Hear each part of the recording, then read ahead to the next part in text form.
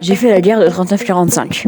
J'ai pris des risques pour un pays étranger que je ne connaissais pas du tout et qui s'appelait la France, qui avait déjà fait une guerre en 1914-1918 contre les Allemands. J'ai vu plein de cadavres, d'armes et de terreur. J'ai aussi quitté ma famille et mes amis.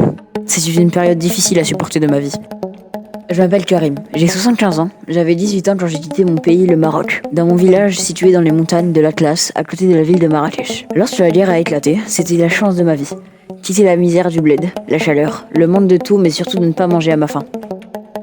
Je me suis engagé dans l'armée française pour la liberté et pour lutter contre le racisme, mais ce qui m'a motivé le plus, c'était d'apporter de l'argent à ma famille, parce qu'avant, il n'y avait pas de travail. C'était soit ça, soit rien.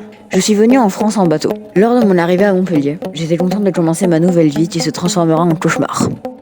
Le simple fait d'avoir un uniforme, de manger à ma faim, de prendre une douche quand j'étais sale me faisait apparaître un sourire sur le visage. Dès lors, le jour où il a fallu aller au combat, j'étais tremblant.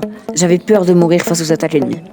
Je ne souhaitais à personne de faire la guerre. J'ai combattu contre les Allemands d'Hitler et les Italiens de Mussolini. Mais ensuite, la France nous a été reconnaissante et m'a permis de vivre et travailler.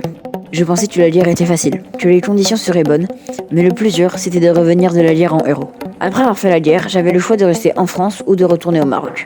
J'ai décidé de rester en France. Ce qui m'a le plus blessé, c'est mon retour de la guerre où j'étais la cible d'insultes racistes de la part des Français, alors que j'avais combattu pour leur liberté. Quelques années plus tard, j'ai appris que le Maroc était indépendant, seulement après 1956. J'ai combattu pour la liberté d'un pays étranger alors que le mien n'était pas libre. J'ai combattu contre le racisme alors que dès mon retour, j'ai été victime de racistes.